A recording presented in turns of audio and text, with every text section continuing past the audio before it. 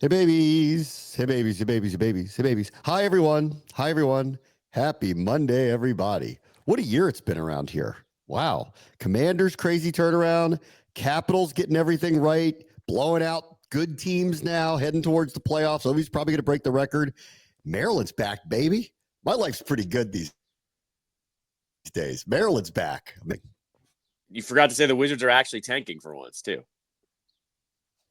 I, they don't exist in my world right But they're now. but No they're offense, but they're Ted. finally I love your other team right now. I can't spend an iota of brain cells on them right now. I just can't do but it. they're actually tanking. Like they are doing what we want them to do. I'm just saying it's Do they still have the worst record, or do they suddenly not have the worst record anymore? Oh no, they have the worst record because they got shuffled under the rug last week that they played their starters but played them for like 10 minutes. Luckily no Okay. one's paying attention to them. They are tanking in a way I've never seen before, which I'm Okay. happy about.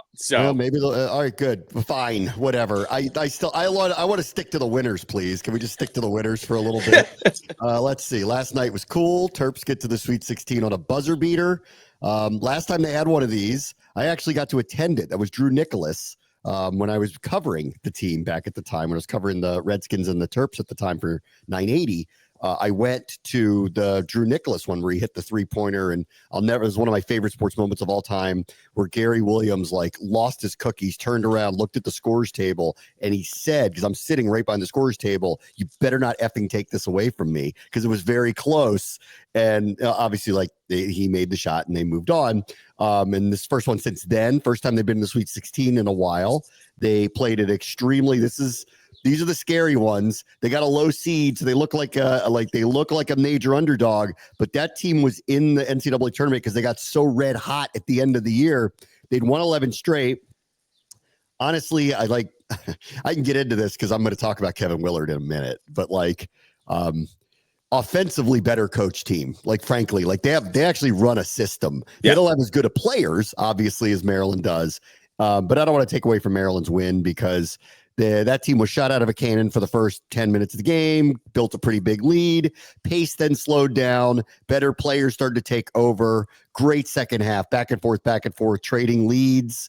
Came down to the wire. And I think Maryland wisely did the right thing. Give it to your best player, see what happens. And he made an outstanding play, an outstanding shot. And I don't even know why there's a controversy about whether he traveled. He did not. Like, I don't know. Have you not watched basketball before? There are calls that were way, way, way, way, way dicier or worse than this. And I don't think he traveled. And I don't even think it was actually close. And I don't know why they had all these multifaceted, multi-camera breakdowns of it. He clearly did not. So in my mind, there's no controversy on the last shot at all. no, I'm with you. Like there have been way more blatant travels than that. That to me isn't close either. And no, like I thought that was we were pulling at straws at that point that people thought that was a travel. I thought that was a reach, a huge reach in my opinion. Yeah, I want to give both teams credit here, because here's Colorado State down 2, whatever it is, 11 seconds left, run an inbounds play that is perfectly designed to get a cross-court pass for a wide-open 3-guy hits it. Maryland gets the ball back. I thought they got jobbed a little bit by the refs on how much time should have been put back on the clock, because they were screaming for a timeout. I thought that too. With over 4 seconds at least, and maybe closer to 5. So I thought they got jobbed out of at least a second on the clock. But I just think, in this moment, don't overthink it. Just give it to your best player and let the chips fall where they may. He is their best player. He gets his one shining moment. It was awesome. So I'm happy for Derek Queen, who's just been an outstanding player. I know he's a one and done, but he's just been an outstanding player for them. He's gotten better and better. And there aren't many guys his size that can shoot with his range and can move with the ball the way he does. And boy, the degree of difficulty on the shot he selected in the end was pretty crazy, but good for him. It was a great shot. And it's a memory of a lifetime for him and for the Terps. First time, long time. We haven't been here in a very long. You get to make fun of me for years about how I feel like Maryland should be doing this annually. They finally have done it again. Well, not only that, and I was with you on that shot selection. I yelled. I was like, "Oh no!" Like that's a difficult shot, and he banks it in. It was awesome. Did you also happen to hear the post-game press conference comments by him? Did you ever see that clip? Baltimore? I'm from Baltimore. No. The actual press conference of no. Oh, this is all timer. So you're gonna have to look this up after the show. Like they asked him, it was something along the lines of, Kevin Willard has come out and, had a week or whatever, but like, why do you like him? And Queen right away just goes, he pays us the money. And he goes, he's a player's coach. He said that out loud. And like the whole room just erupted in laughter. And he's like, yeah, he's like, obviously we like him. We like to listen to him. But he's like, he pays us the money. I was like, yes, like this Which is what is I've been so waiting interesting for. that Willard is saying for the last week during the NCAA tournament, I need more money is basically what he's saying. Yeah, but at the same time, he's arguing, this is what I'm doing with this.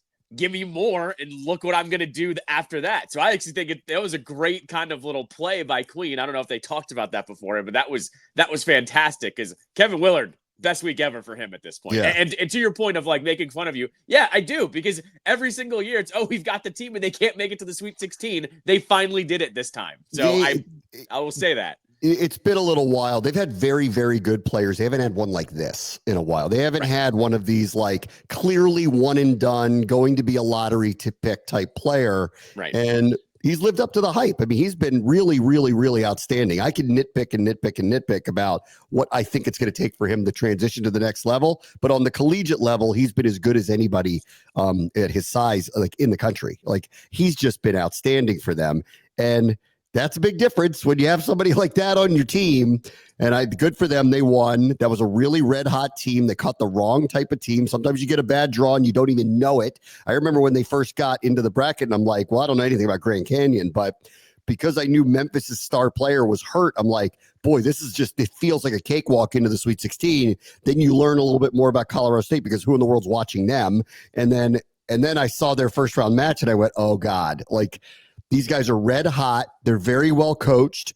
They could shoot. And if they play at pace, you could get in trouble with them. And early in the game, Maryland did. They got in trouble with them. Those guys could not miss. And they were playing at a breakneck pace. And I was sitting there watching going, they're going to have to slow it down. They can't keep this up. And once it does slow down, better players typically win. And Maryland's got a very, very, very good team. I did love that Jalen Rose has been on their first couple of games of the NCAA tournament because he keeps having to bring up the Crab 5 thing, of which I would just say this, no offense to Maryland. That's an all-time basketball team that we're talking about, that Michigan team with Rose and Weber and Juwan Howard and the other two I'm forgetting right now. But, like, that's an all-time college basketball team. This is not. Right. Yeah, I hate that comparison. Like, I appreciate that they got, like, very creative with the name, and I love the name, but there's no, like, they're not going to go down in history as one of the greatest college basketball teams of all time. I guess unless they win it all, and then maybe that name will actually stick. But until they get there, they won't. That team is an all-time, one of the greatest ever college basketball teams. Yeah, but you know how it is. Like, people just want to come up with a nickname, and that's what's stuck this year. Like, I get it. I'm with you. I don't think anyone's calling them the Fab Five. This just happens to fit the nick. Like, if it fits the local and it fits the nickname, I think it's fine. To your point, too, of, like, first good team in a while, I will, like, always acknowledge this.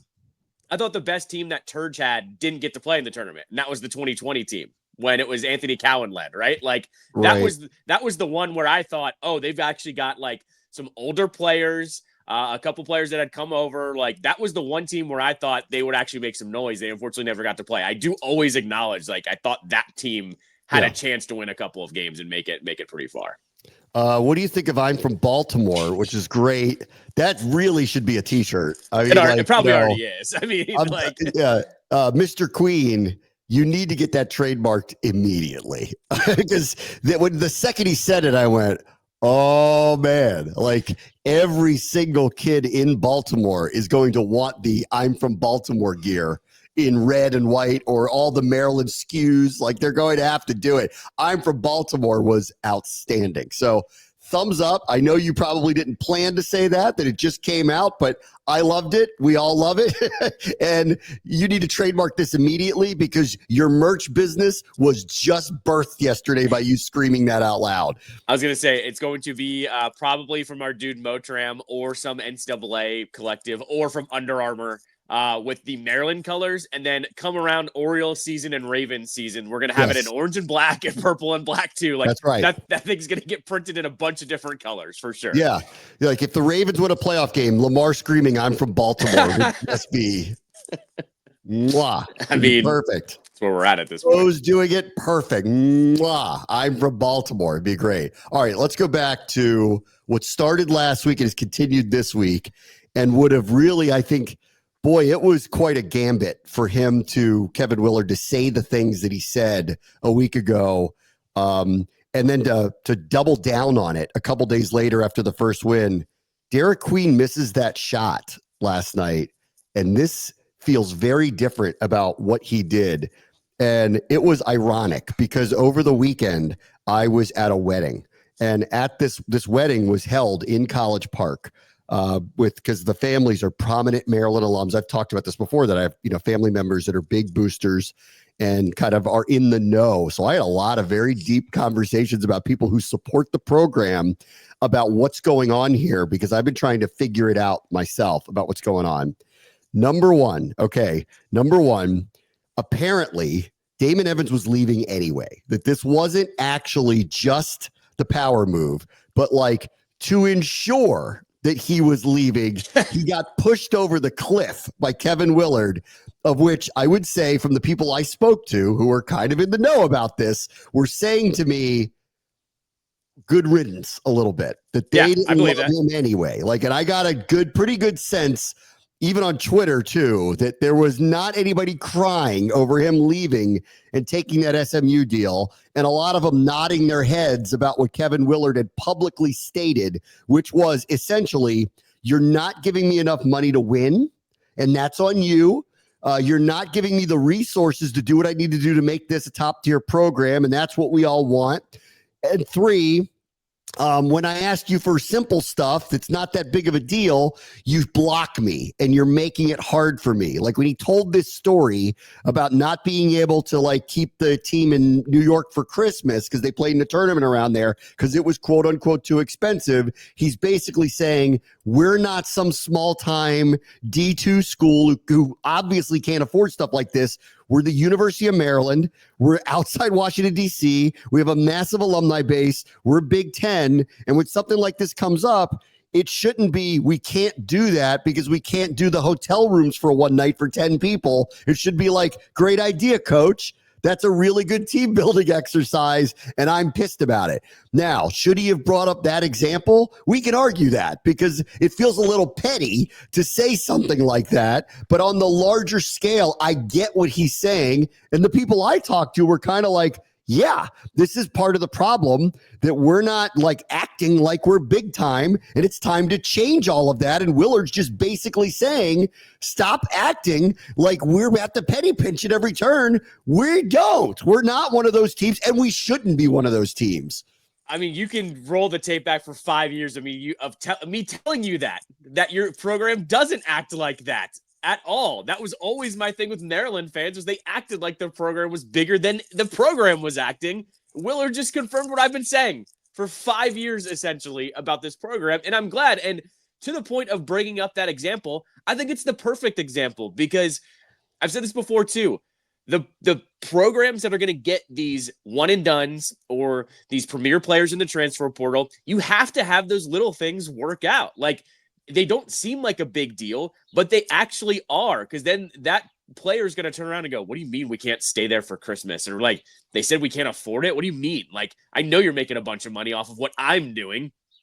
Like, how is that possible? So I'm not surprised he brought that up, because I think those are the little things that push you over the top to be a better program. So I'm glad he brought that up. And on Damon Evans too, I'm not surprised either. I was hearing the same things, that like, it was very lukewarm for him, that like people were not really feeling one way or the other, but were not like sad he was going out the door. I mean, the reaction I got was basically like, this is overdue. Yeah. There was a lot of people that felt like this was overdue. And I'm not going to sit here and pretend that I know the program that well, but just the gut reaction was, this is actually good.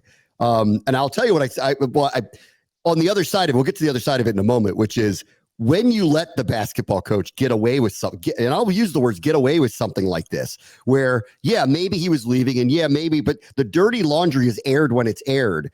There's an inverse reaction to that that's not going to be great. And it also, it basically, he states how publicly powerful he is. I actually think that that's not the greatest thing to be at. And we could talk about maybe what they should be looking at next. But he doubled down on it because he said it, right? People were asking him about it after they beat Grand Canyon. And so this is a couple days old now, but he held his press conference. And of course, somebody's going to ask him about what they called the distraction. And this is what he said to them. It was pretty fiery too. And you could tell like this is his personality. He said this: I can't control you guys. Whatever I say, you're going to write whatever you want to say anyway. That's why this is a waste of my time. I mean, we have a website that might as well be TMZ. So I can't do anything about it. And I can't do anything about Twitter. And I can't do anything about what's going on. I can handle what I can handle. We're focused. I'm excited to be here. I'm excited to be with these guys. There's nothing else to talk about. You guys just write whatever the hell you want to write. I don't give a bleep. Okay. So that's his answer. He created it, though, by publicizing it. Had he not publicized it himself and blown up Damon Evans publicly 2 days earlier, nobody, well, maybe the insiders would have known, but the vast public wouldn't have known, and it wouldn't have been asked as they headed into the second round of the NCAA tournament. So to sit here and go, you're TMZ, and you're poking, and you're looking for stuff, and you're trying to make us look bad, and you're trying to ruin us, buddy, you're the one that said it. And I actually don't have a problem with him saying it. It's the timing of him saying it. This is the best team they've had entering the NCAA tournament in a long time. This is the best opportunity they've had, if you look at where they were situated, to make a pretty deep run into the NCAA tournament. All of us who support their program have wanted from them to be a more regular occurrence for them, because I agree with, this is not some 2-bit small-time program where they shouldn't act that way. So, but he said it when he said it. Had he waited, I don't know, until after the NCAA tournament was over to unveil all of this and detail all of it, it wouldn't have been the quote-unquote distraction. And we have TMZ. The University of Maryland website is TMZ. Are you serious? Because I don't see a thing that comes out of that anyone points out and goes, wow, I can't believe Maryland's own website said this about them. I don't see anything like this. I don't know what he's talking about there, other than I think that to me is I need to double down. I'm never going to say I'm wrong. I said what I said, and it is what it is. And you guys just need to move on. And it's just not taking responsibility for, by the way, buddy, you caused the distraction. You caused the question to be asked.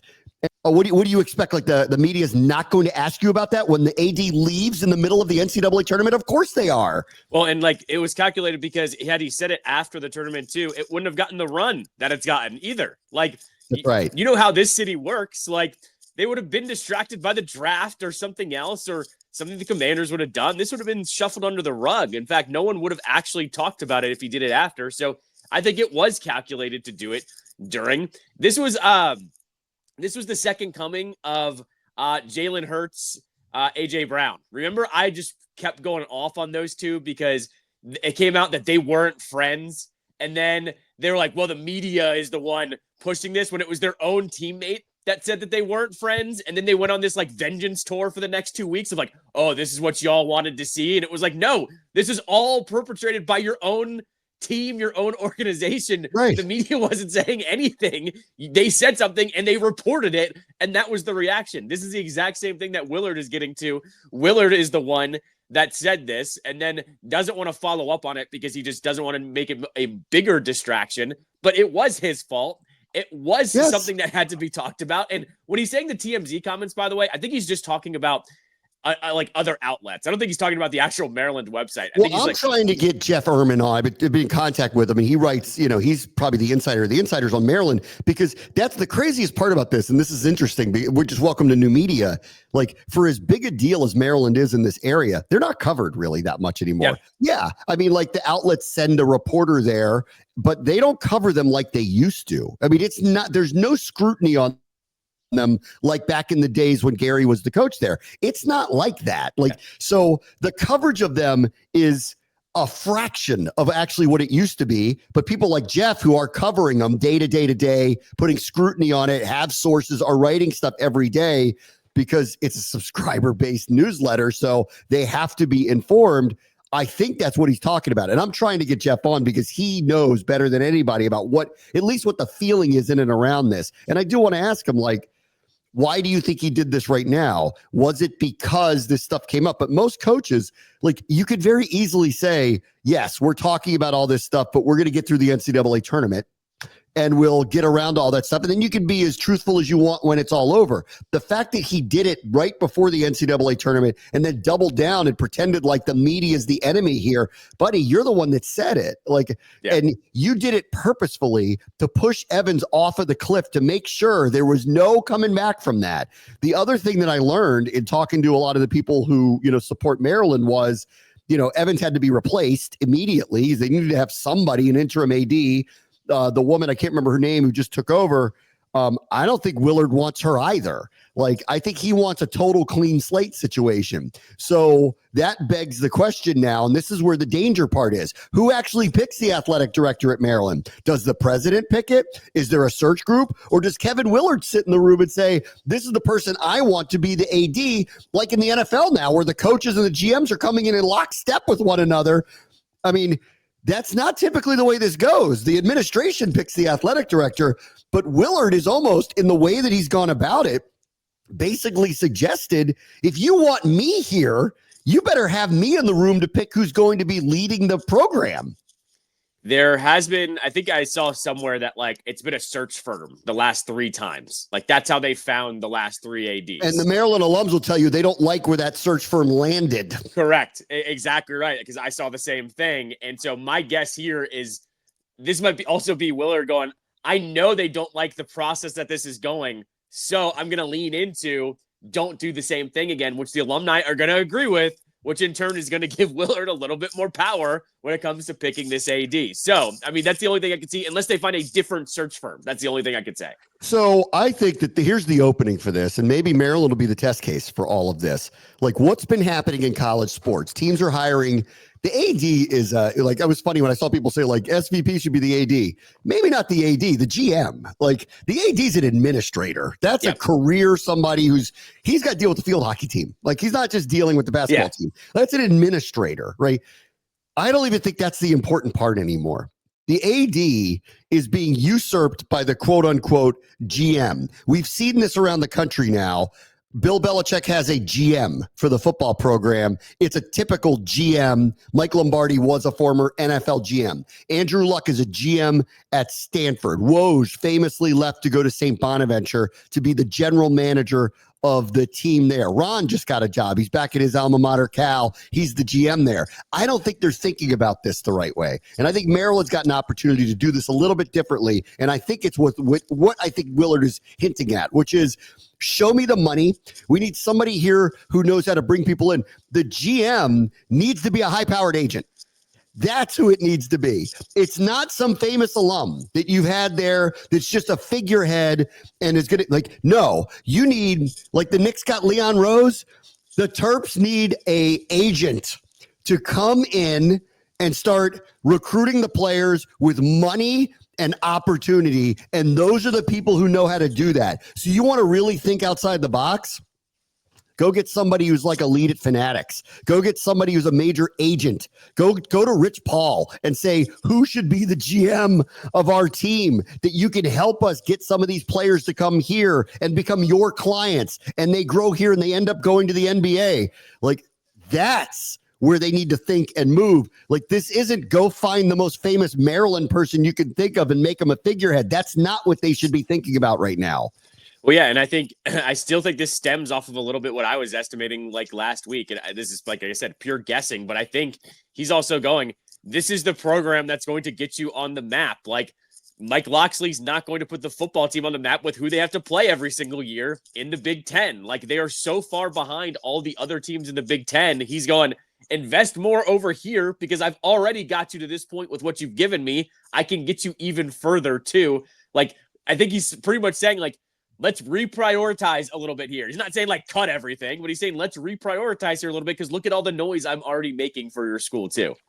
The interesting part too is, and like when he says the show me the money part of it, I hear him on that, but like they do have Derek Queen on this team. So they were able, who admitted after hitting a game-winning shot, he paid me money. Right. They also have some $50 million basketball facility that is going to be finished and open. So in Damon Evans and Maryland's defense, they are doing things to try to make them better. I will hear him out that like he knows better that they need more and he wants more, but this is dangerous. And I was talking to people around and I said, here's the one biggest issue for me. Do you want the basketball coach to have this much power? Because he has usurped the power away from the administrators and the administration by showing them that he can throw somebody off the cliff. He is still not, even though that's happened, he still has not signed a contract to return there yet. He wants to see more, which presumably will happen after the NCAA tournament, but they're kowtowing to everything he wants, which leads back to a very important question here, which I don't really know the answer to, but I got to tell you, I don't think he's Coach K. So y'all better make a choice about this because you're giving him a tremendous amount of power, not only as the coach of the team, but to determine who runs these programs. And that means you think he's Rick Pitino, John Calipari, Coach K. You think he's one of those people. You better be right about that. Because if he's going to end up doing all of this and being God over in College Park, then that God better show the results on the court every single year. He better be that if this is what you're going to do. So when I said to him, I'm like, how much power do you want to give him? There wasn't a very clear answer about that.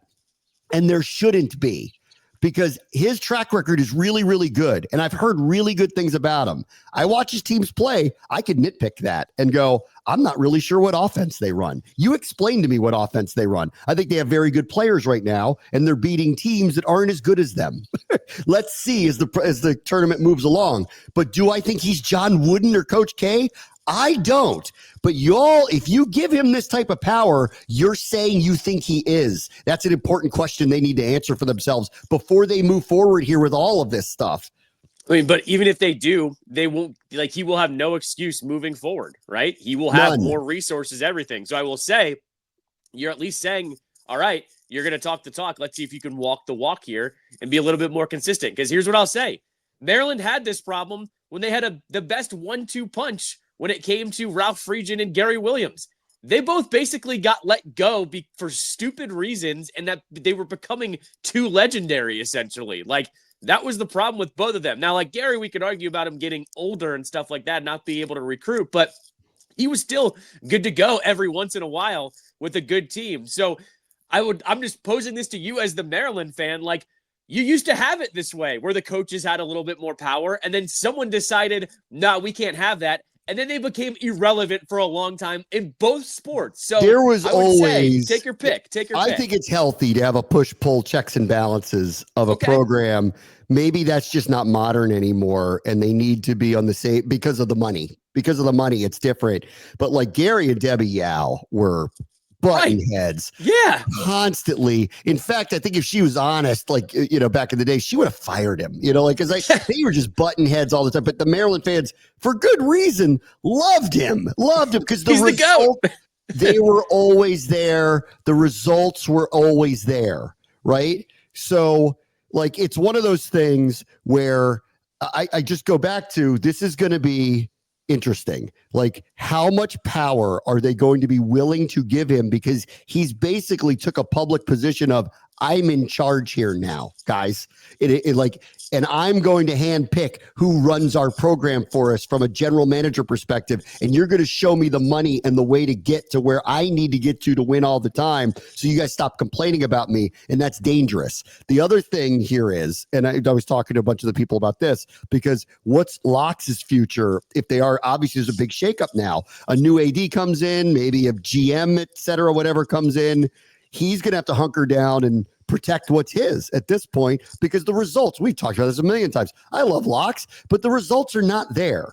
Granted, he's got his Derek Queen now. He's got some top 5 quarterback that's coming in, and I wouldn't make any kind of changes. It's the spring. I wouldn't make any kind of changes now, no matter what. Let it play out with this quarterback. They got a crazy prospect quarterback coming in here. Give him an opportunity. But if it goes the way it's always gone, which is a lot of hype, 3-0, lose to Michigan 54-7, end up 7-5 or 6-6, and go to the Duke's Mayo Bowl. Well, I think we got to start talking about this. And once you get some fresh eyes on it, I think there might be some interesting things that come out of that. But what they all told me over the weekend was he just got a new deal. We can't buy him out.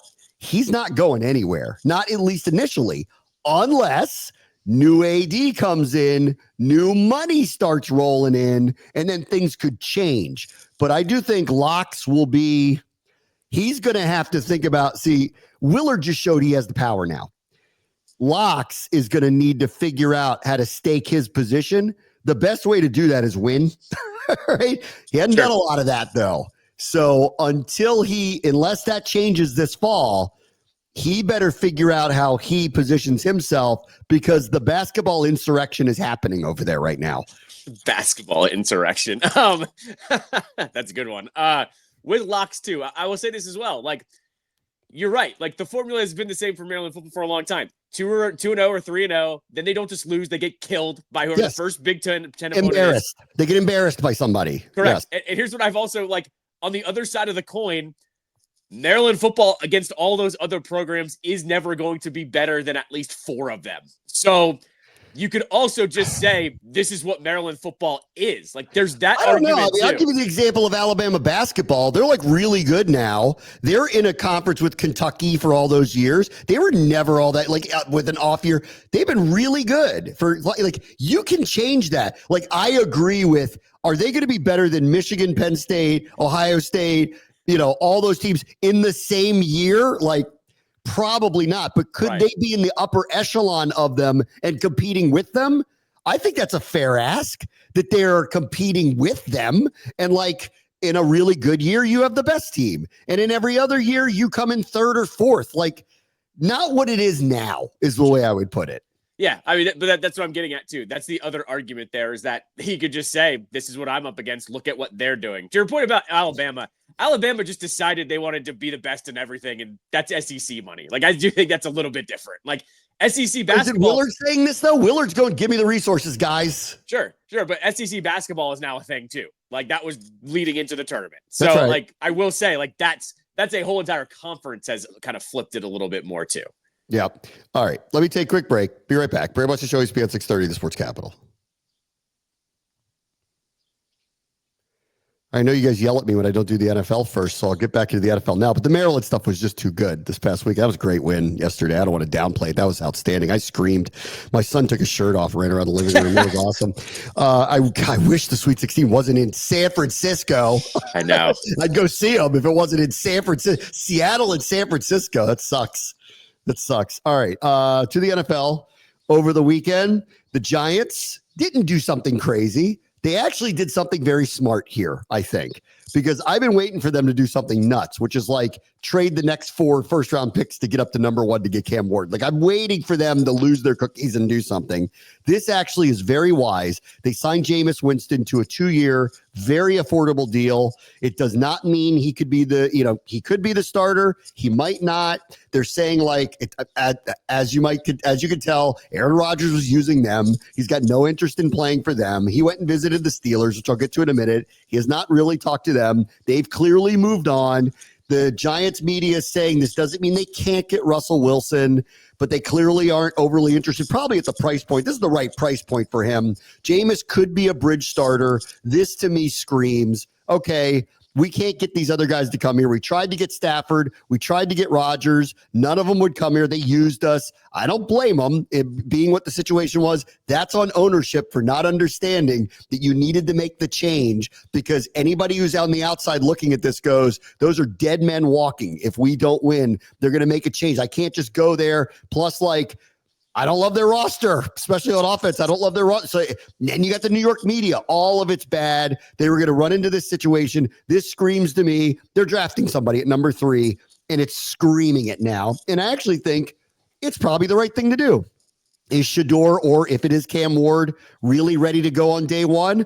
Well, if they're not, they got a guy who's been around the block a million times, who can be a bridge starter for a year. This yells he'll be starting week 1, and whoever the rookie is will be starting by week 10. That's what it is. And it also leads me more to believe now, because Cam Ward is not going to be there at number 3.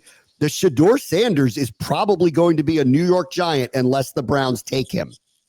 The other side here, too, is with Jameis, is that it simmers the whole thing down a little bit. Like, can you think of a more opposite, a more foil individual than Aaron Rodgers for the New York media than Jameis Winston? Like, this is actually a good fit for a team that's not going to be good again, probably. Jameis is going to bring the temperature down every day. So I do think this was a good move by the Giants as well. I do, too. That Jameis is going to essentially, like, kind of deflect a lot of this. Like, I don't know if you saw his media stuff during the Super Bowl, like the stuff he was doing all week where he was like going out and like going to restaurants and stuff. And like, he's beloved by people, not only by the fans, but by the media too.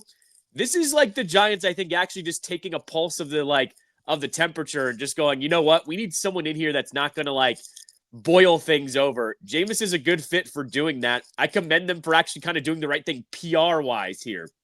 He's not going to be an amazing quarterback by any means, but you know what you're getting when you're signing up for him.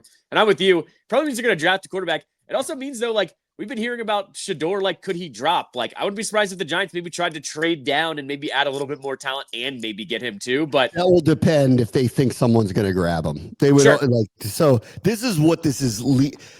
Them taking him is an acknowledgement they're not going to get one of the major like free agents or make the trade for Stafford. Yeah. It is what it is. You're subject to your options. I think it's their own fault that they're in the position that they're in, but this was actually a wise move to bridge to whatever's coming next. And it is a tacit realization that you're not getting Caleb Williams, Jaden Daniels, or Drake May, who are ready in week 1. You're not getting that this year. You've got to be able to slow roll somebody. And I also say this for their quarterback room.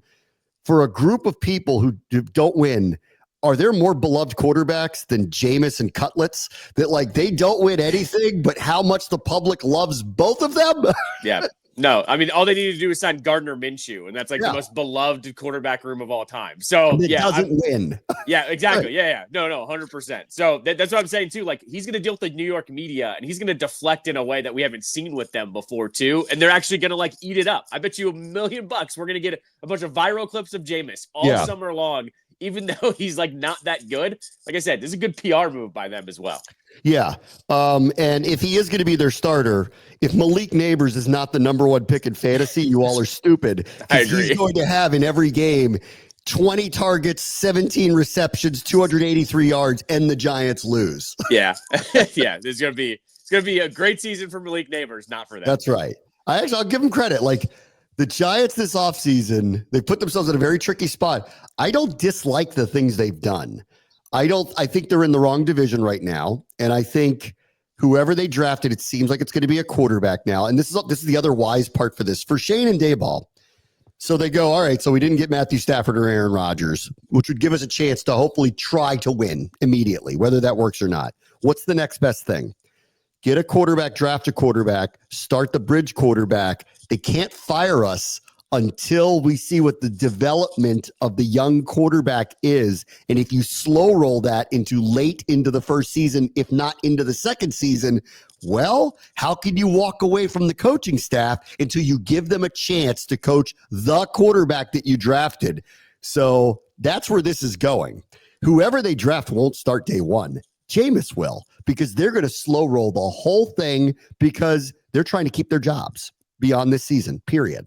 Unless they're so terrible, they get the first overall pick and they want to hit the reset button again next year, which that could happen. Like, they haven't been that good. So, like, I'm just saying, I think that is a possibility. If I'm the Maras, okay, I am telling them, if you can get the first round pick at a reasonable price, I'll hear you out, but you're not leveraging everything into the future. In fact, this is where they have to step in and go, I couldn't sleep at night because of the Saquon thing. I'm really not going to be able to sleep at night if you give up 3 first round picks for a quarterback that no one thinks is Jaden Daniels. That's right. Yeah, I'm going to be a sleep paranoia if you correct if you trade 3 first rounders. Yeah.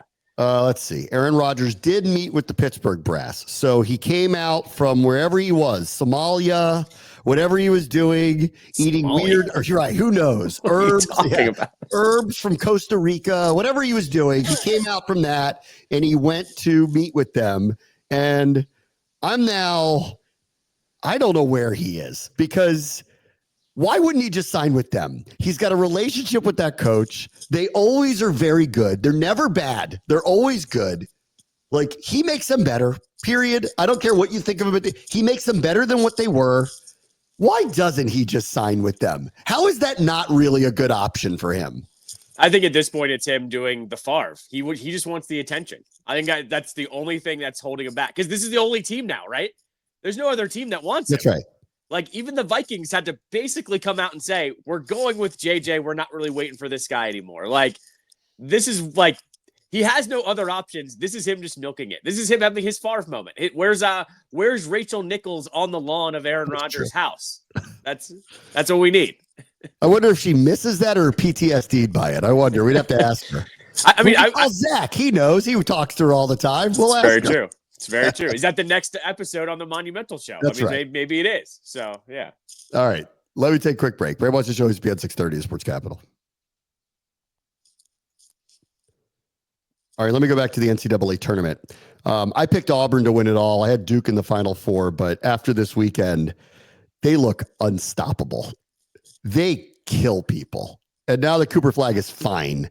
I will legitimately be surprised if they don't win the whole thing. They just look absolutely unstoppable. When you are beating big schools, big programs handily by 20, 30 points, then they show some like graphic that they've won 10 games by 30 plus points this year. The ACC isn't dreck. Like, I don't know. They just look unbeatable to me. No, this was a hot knife butter situation. They were just rough shot through everybody for the first two games. So, yeah, I'm with you. I'm not going to be surprised if they do win the whole thing. Yeah. Let's see. I don't know if you watched a little bit of Arkansas St. John's. That was cool. We had the Cal Patino battle. It totally lived up to the billing. I got to tell you, these are why these guys are good coaches. Those dudes played hard. Yep. That was a very, very physical basketball game. It's everything you want in competition. Shows you who they are. Those two guys, they haven't lost their touch. Arkansas was nothing. I mean, this is his first year there, and it's Arkansas. They haven't won in a while. Actually, that's not true. They had Musselman there. They were winning, but like, they're not a traditional power. And they're in a spot, he knows it better than anybody, having worked in that conference with Kentucky and others. They're working it with limited resources in comparison. It's kind of like the Maryland situation. Those people down there sitting there go, why can't we be this all the time in football and basketball? Well, show me the money, and you'll start to be able to build it. I got to tell you, to be in the Sweet 16 in year one with that, that's pretty darn good. And Patino's flipped St. John's. They haven't been consistently good since Mike Jarvis was there. In year two, they were a 2 seed. Out of a conference that regularly puts national title contenders into the tournament. Pretty amazing for both of them. They still got their touch, both of them. No, this game was old school too. It was nice to see just like one of those grinded out battles as well. That's what I loved about this one. It wasn't about like some team just getting hot shooting 3-pointers. It was a physical, hard fought game, which I love to see in the tournament. So I need a rendering and a judgment here on this one as Amir Khan hits the portal. He'll be leaving with his coach who just took the NC State job off of what was, I mean, I wish I think more teams are going to start doing the entrances now, because it was just it went so crazy viral what McNeese was doing with this guy. I need a judgment.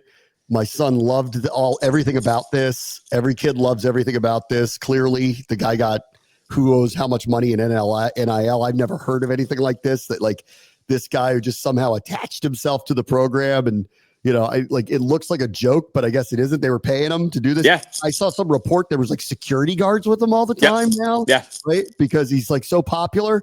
My son wants the Amir Khan shirt. Should I let him buy that? Because this is what I said to him. I go, no one's going to remember this guy next week. That's what I said. Like, this is too flash in the pan. This is Hawk to a girl. This is too flash in the pan. He's gonna be quicker than Hawk to a girl. Trust me. Yeah, I think so. Yeah. I say no, because he's also going to go to another school now. So like whatever shirt it is, whatever colorway it is, there's going to be a new one. Like, no, I say no on this one. What I would say with him too, though, is this is the perfect nutshell of what like America is right now. some manager that does a WWE style entrance, which there should be more of, by the way. 100%. That does a WWE style entrance, goes viral, and then everybody wants a piece of the pie, and then he gets 5 NIL deals. Welcome to America, baby, where everyone throws their money at whatever's really popular right now. I hope he's got a good financial advisor that's like putting this away, because he's set for life if he plays his card right. So it's all it is, though, is it's capitalism on viral moments. That's all we're doing here. I do feel like there's a Ted Lasso thing going on here. Like, he's the guy in the background who starts to get popular for something that he did, and someone's going to make him a coach at some point. Like, I feel like someone's going to take a shot on him and make him a coach. That's what I think will happen with him at some point. Here's what I will say that I like about this situation, too. Here it is, it's the NCAA tournament. He's the focal point. All of these players get to kind of just play into what they want to do. And like, I don't think there was any ego involved. They looked like they genuinely enjoyed pushing him to the front into the spotlight. So none of them had to do it either. I think that's a really good thing for a school like that. That's not a blue blood type school, that they just get to go, here's this, like, the star and the mascot. Let us do what we're going to do on the court. I liked that part of it, going into the tournament. Can he do this at NC State, where it's not a blue blood school, but it's an ACC school with a legacy, and they're going to have high paid players on their team? They may be like, dude, you're the manager. That's right. Yeah. He's going to have to take He's going to have to take a step back, honestly. All right, real quick. In a show me game over the weekend, the Caps wallop the Panthers. They get the Jets on Tuesday, so it's two best teams in the NHL are going to play each other up in Winnipeg. But they beat some bad teams over the last week or so, got a show me game and whooped them. So, boy, are they rolling right now. Not only did they whoop them, it was the fashion that they settled down into. They both scored 3 goals to trade in the first period, and then the Caps settled in, locked in, pulled away in the third period, and it was over. This was very impressive, the way the Caps got this victory and locked in. And we were a little worried off that Flyers game, right? They had a really bad finish going into that game. They scrapped that one clearly. This is probably their most impressive win of the season. They beat them both times, the Panthers, throughout the season. And then they get Winnipeg on Tuesday, which is a matchup of the 2 best teams in the NHL. A nice little stretch here. What's funny, though, is all of a sudden the Caps are good. They're scoring a little bit more, a little bit higher of a clip. Ovechkin's not getting those goals. We are officially in gripping it tight mode with the record. So I will say that, winning aside, the record is definitely in danger at the moment. All right. Pretty wild. All right. Talk to y'all tomorrow. Brand Watch the Show, ESPN 630 Sports Capital.